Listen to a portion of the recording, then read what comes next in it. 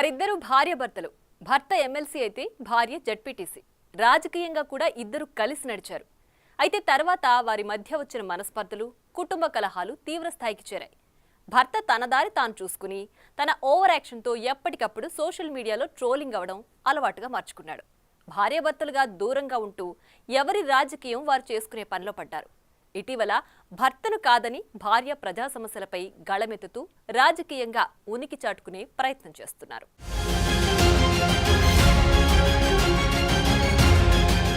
MLC Duvvada Srinivas, వాణి మధ్యలో దివ్వెల మాధురి. వీరి family episode గురించి 2 తెలుగు రాష్ట్రాల్లో తెలియని వారుండరు. ప్రస్తుతం వారి వివాదం కోర్టులో కొనసాగుతోంది. దువ్వాడ వాణి గత కొంతకాలంగా మీడియాకు దూరంగా పిల్లలు, కుటుంబ వ్యవహారాలు చూసుకుంటూ సైలెంట్ గా ఉంటున్నారు. అదే సమయంలో దువ్వాడ శ్రీనివాస్, మాధురి మాత్రం చట్టాపట్టాలేసుకుని గుళ్ళు, గోపురాలు, విహారయాత్రలంటూ తెగ హడావిడి చేస్తున్నారు. మరోవైపు రీల్స్ తో, సోషల్ మీడియా ఇంటర్వ్యూలతో బిజీగా గడుపుతున్నారు.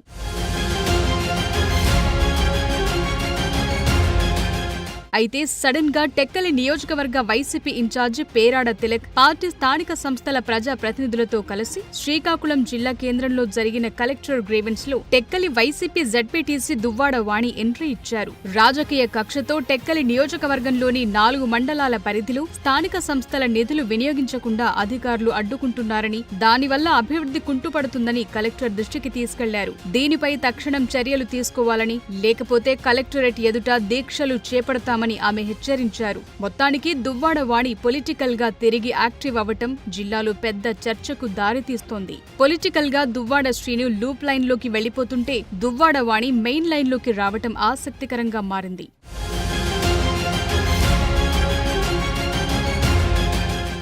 దువ్వాడ వాణి కన్నవారిది ముందు నుండి రాజకీయ నేపథ్యమున్న కుటుంబం. ఆమె తండ్రి సంపత్రావు రాఘవరావు ఇండియన్ ఎయిర్ ఫోర్స్ లో పనిచేసి రిటైర్ అయ్యాక పొలిటికల్ ఎంట్రీ ఇచ్చారు. ఒకప్పటి హరిశ్చంద్రాపురం నియోజకవర్గం నుండి కాంగ్రెస్ తరపున కింజరాపు ఎర్రంనాయుడు 2 సార్లు, అచ్చెన్నాయుడుపై ఒకసారి అసెంబ్లీకి పోటీ చేసి ఓడిపోయారు. ఆ తరువాత అతని కుమార్తె వాణి 2004లో అదే నియోజకవర్గం నుండి కాంగ్రెస్ తరపున అచ్చెన్నాయుడుపై పోటీ చేసి ఓడిపోయారు. గతంలో రాఘవరావు అదే కాంగ్రెస్ నుంచి టెక్కలి ఎంపీపీగా గెలవగా వాణి ప్రస్తుతం టెక్కలి వైసీపీ జడ్పీటీసీగా కొనసాగుతున్నారు.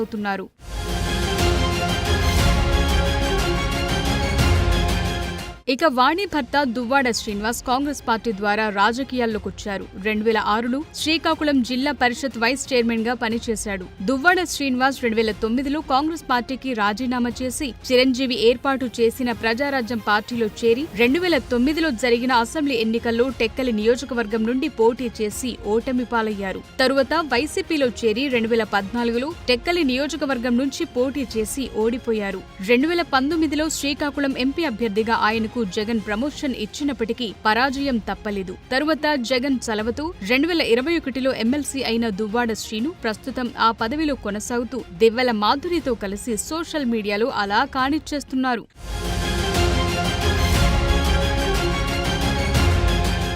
దువ్వాడ శ్రీను ఇక ప్రత్యక్ష రాజకీయాలకు దూరమైనట్టే అన్న ప్రచారం జరుగుతోంది. భర్త దువ్వాడ శ్రీనివాస్తో ఏర్పడిన కుటుంబ కలహాల నేపథ్యంలో తన కన్నవారి నుండి వచ్చిన రాజకీయాలను ఎందుకు దూరం చేసుకోవాలి అన్న ఆలోచనలో ఉన్నారట వాణి. పైగా రాజకీయాల్లో యాక్టివ్ అవ్వటం వల్ల కుటుంబ కలహాల నుండి డైవర్ట్ కావచ్చని ఆమె సన్నిహితులు కూడా వాణికి సూచిస్తున్నారట. దీంతో గత కొద్ది రోజులుగా ఆమె మెల్లమెల్లగా తన సన్నిహితులకు, క్యాడర్కు దగ్గరయ్యే ప్రయత్నం చేస్తున్నారట.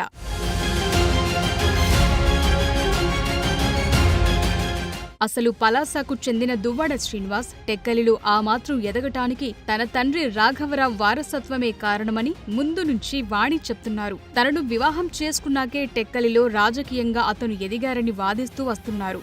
అందుకనే దివ్వెల మాధురితో శ్రీనుకు ఉన్న రిలేషన్ తెలిసిన వెంటనే వాణి నియోజకవర్గ రాజకీయాలను తన చేతుల్లోకి తీసుకోవాలని యత్నించారు. అందులో భాగంగానే ఎన్నికల ముందు జగన్ను కలిసి తన భర్తపై ఫిర్యాదు చేశారు. శ్రీనుని తప్పించి తనకు నియోజకవర్గ ఇన్ఛార్జి బాధ్యతలు అప్పచెప్పాలని, లేదంటే శ్రీను వల్ల పార్టీకి చెడ్డ పేరొస్తుందని జగన్ దృష్టికి తీసుకెళ్లారట. ఆ తరువాతే శ్రీనుని తొలగించి జగన్ వాణికి ఆ బాధ్యతలు అప్పచెప్పారు.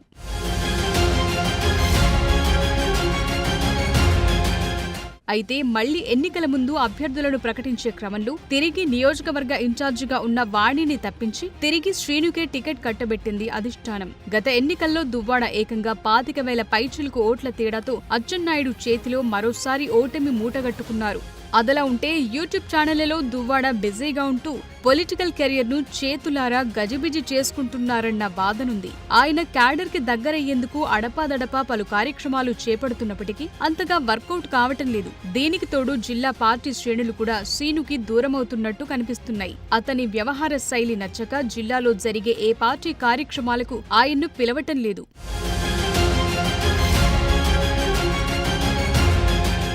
అటు యూట్యూబ్ ఛానళ్లలో ఇంటర్వ్యూలు, స్టెప్పులు, కబుర్లతో శ్రీను, మాధురి జంట చేస్తున్న హడావిడి వారికి పొలిటికల్ గా మరింత మైనస్ అవుతున్నాయి. లైక్లు, షేర్లు చూసి మురిసిపోతున్న ఆ జంట ఇటు పార్టీ పరంగా పెరుగుతున్న వ్యతిరేకతను పట్టించుకోవటం లేదన్న వాదన ఉంది. ఆ క్రమంలో ప్రజా సమస్యలపై కలెక్టర్ గ్రీవెన్స్ లో వాణి గళమెత్తటం ద్వారా చాలా అనుమానాలకు తెరదించారన్న చర్చ నడుస్తోంది. ముఖ్యంగా వాణికి మంత్రి అచ్చెన్నాయుడు అండదండలున్నాయని, శ్రీను చేసిన ఆరోపణలకు వాణి జనసేనలోకి వెళ్లిపోతారంటూ సోషల్ మీడియాలో జరిగిన చర్చకు చెక్ పడింది.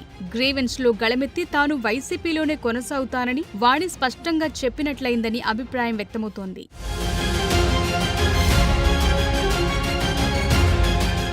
లేటెస్ట్ గా పొలిటికల్ రీ ఎంట్రీ ఇచ్చిన వాణి శత్రువుకి శత్రువు మిత్రుడు అన్న సూత్రాన్ని కూడా పాటించారు. వాస్తవానికి టెక్కలి నియోజకవర్గ వైసీపీలో ముందు నుండి దువ్వాడ శ్రీనివాస్, పేరాడ తిలక్ వర్గాల మధ్య ఆధిపత్య పోరు నడుస్తోంది.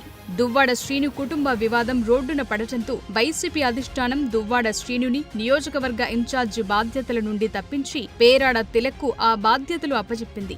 ఇక అప్పటి నుండి ఈ ఇరువురు నేతల మధ్య మరింత దూరం పెరిగింది. ఈ నేపథ్యంలో నియోజకవర్గ ఇన్ఛార్జి అయిన పేరాడ తిలక్తో కలిసి వాణి గ్రీవెన్స్ కు వెళ్లటం పెద్ద చర్చకు దారితీస్తోంది.